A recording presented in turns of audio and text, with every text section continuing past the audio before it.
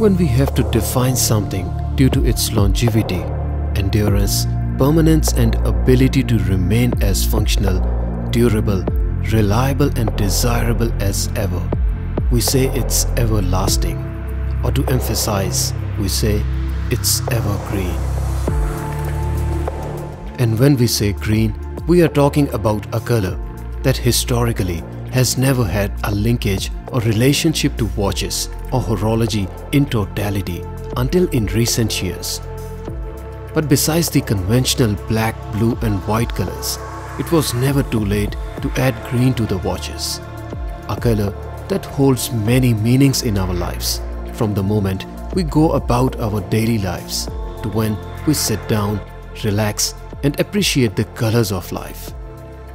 If we assess all the possible meanings or interpretation of every color that exists in our lives, we many times get controversial representations. Like red, that many times represents anger, and then it also means love. And then the red many times represents caution, and then it can also mean celebrations. Now take the green color, and there is virtually no second meaning to it.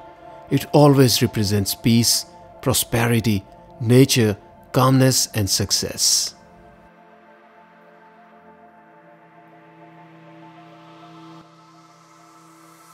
In this latest release by Grand Seiko, we have on offer not just one of its kind green color on the dial and the bezel, but also the size of 40mm that was long awaited and desired wish by a large community of watch enthusiasts. Let's start off with the shade of green on the watch, and while it is a beautiful green on offer, it is actually very dark shade of green, to the point that when I received this watch and opened the box in indoors and somewhat darker ambience, I thought it was a black dial reference, and I had to use direct light source to find the greener hues of the dial and the bezel. The dial itself receives sunburst treatment, but the radial lines on the dial are not the best defined from what I could see. So I would say that although technically it is sunburst, it has more of a matte texture and feel to it. Due to darker shade of green and then not very clearly defined sunburst lines, the color under most of indoor lighting would look to be very close to black. And then when you come under direct light source or brighter ambience, it naturally turns to truer shade of its green, and it does make it overall an interesting watch. If you wanted to see how green is this GS compared to Rolex Submariner green dial, here's a reference shot for you. And while there's not much difference in how darker are the shades of green in the dial, the green on bezel is much lighter in sub, making a more greener statement indeed. The crystal on top has slightly dome profile, and while it does have AR coating internally, there's no anti-reflective coating and it does reflect the light. Thanks to its relatively flatter yet dome profile, the reflections are not too distracting. The dial comes with dolphin-shaped hands and then the stick-shaped hour markers. The top surfaces of the dial hands receive brush treatment and bevels are mirror polished. Same is the case with our indices, where we have mirror polished bevels to allow them to reflect the light with the wrist movements. However, the top surfaces here receive horizontal ribbings as opposed to brushed finish on the hands. I do like the character and contrast in the machining between the hour markers and hands that we have on offer. The bezel is ceramic and comes in beautiful green, but my first and probably the biggest disappointment is that the bezel is not rotating. So while I was thinking that GS only trimmed down the case dimensions for us, they sadly have also cut down on the features on offer.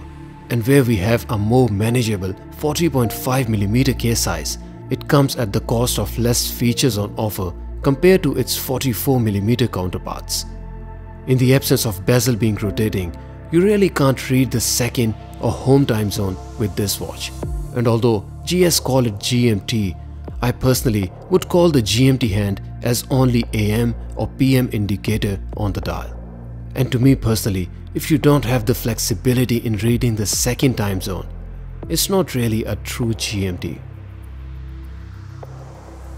The watch face measured at the outer extremity of the bezel on my caliper came out to be 40.4mm. And to measure the face of the watch, or let's say the dial, I measured the crystal on top, which came out to be 31.75mm in size. For reference, the size of crystal on top of Rolex Submariner 41mm is 29.9mm. So although the size of case on this GS is the same as the new 41mm Submariner, the face will be slightly bigger by a little under 2mm. While GS successfully trimmed down the case diameter, the case thickness is substantial and unfortunately the same as that of 44mm variants. On my caliper, the case thickness came out to be 14.56mm, and this is one of the thickest 40mm watches I've seen in the flesh. The case, however, comes with signature Zaratsu polish, and there's a fine bevel at the lugs to enhance the experience. The top surfaces of the lugs are brushed, and that helps with maintaining the tool nature of the watch. If you wanted to see how does this 40mm GS GMT compare with 40mm sub in terms of thickness, here's 12.5mm sub against 14.5mm GS, and you can easily see the difference that is considerable. And I will discuss this further in my wrist shot later in the video. Another strongest points in GS, and something that you simply won't find in any other watch, is the sweeping seconds hand. That is achieved using Springdrive movement, and even under close inspection, beyond how much a naked human eye can observe, you can easily see how fluidly the seconds hand moves. There's simply no step or jerks in its movement. It rather floats on the dial, as if it defies the concept of friction or gravity. I've explained the mechanism of Springdrive movement in my snowflake video, and the link to that video is on the top right corner of your screen. This GMT comes with closed case back to house the movement to offer 72 hours of power reserve. To test the accuracy, I observed the watch for 24 hours and changed its position 5 times between vertical and horizontal storage. After 24 hours of observation time, the watch didn't lose or gain a single second and was clocking exactly the same time as my digital watch. When you say GS, you really talk about attention to detail in the dial, and I never expect any less than the best from brand Seiko myself. So let's see what does macro test reveal on this all-new GMT 40mm. The hour hand comes with consistent brushing, and all the edges and corners are beautifully sharp and crisp. And the brush lines are also consistent. Similar is the case with the minute hand, and there is no flaw or inconsistency on side. The seconds hand is absolutely scratchless, but there's a minor dust or debris which I don't consider of serious or concerning nature. The paint for power reserve is not impressive. If you see the central grey line, there's a dent in the paint, which is of course not ideal. And see the width of white and black lines, and they are wider than the grey line at the center, which of course shows lack of attention to detail on part of GS. There's a small mark between the minute markings that I thought was a debris or dust, and I wasn't of course impressed. Observing it further and inspecting it closer, I believe it is actually a paint mark, which if true is even more concerning as to why would a dial leave GS factory with splash marks from the painting process in the dial. The paint for text does not show crisp corners, especially if you see the second vertical line of letter M or horizontal line of letter T. You can easily see that there are voids in the paint, and there is inconsistency in the paint density. The text for Grand Seiko looks relatively better, but I can still see surface irregularities, and if you see closely, there's also a void in the letter D. The paint for date shows similar inconsistencies, and not only I can see hot spots in the paint for the digit 5. If you see the horizontal line on the digit 5, its width is not consistent.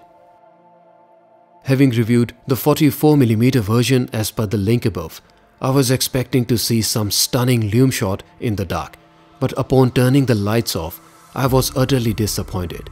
I'm not exaggerating. Seeing such an empty lume, I initially thought that either I forgot to charge the lume or I got a faulty piece.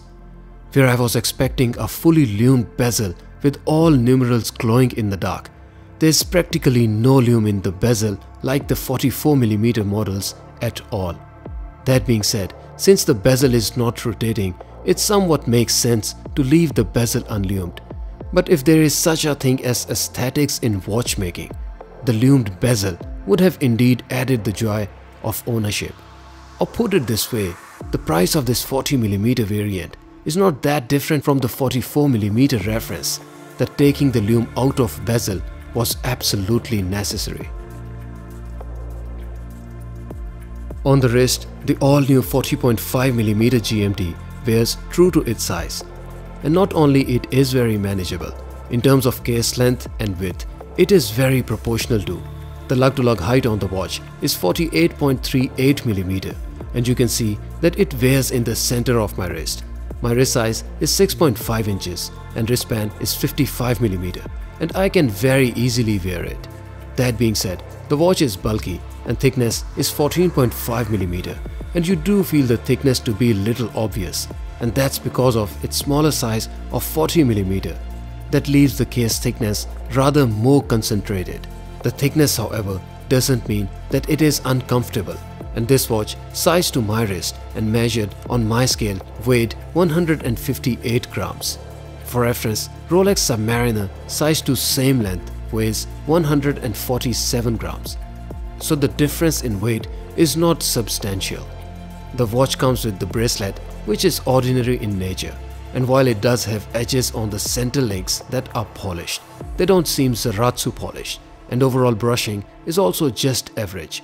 So there's easily a mismatch in the workmanship between the case and the bracelet. The clasp, however, has improved in this all-new smaller GMT than 44mm variants, and now we have micro adjustments on offer, which is a very welcome addition. Grand Seiko GMT in this smaller case is indeed a fresh take from the manufacturer that was previously known for notoriously large watches with sizes that were not really manageable for large community of watch admirers. With this release, not only we have a more manageable case, but the green color to add a pinch of flavor in our wrist rolls. While GS have trimmed down the case, they sadly do appear to have cut the corners. The bezel lume is gone, the bezel rotation is no more there, and the thickness of the case is really a bit of letdown. The color of the shade and the finish on the dial are also the areas that didn't really impress me as much as I hoped. So has GS hit the sweet spot with this all-new GMT in 40mm case? I mean, even if we ignore everything else, but just remember the case thickness, I have to say, not yet.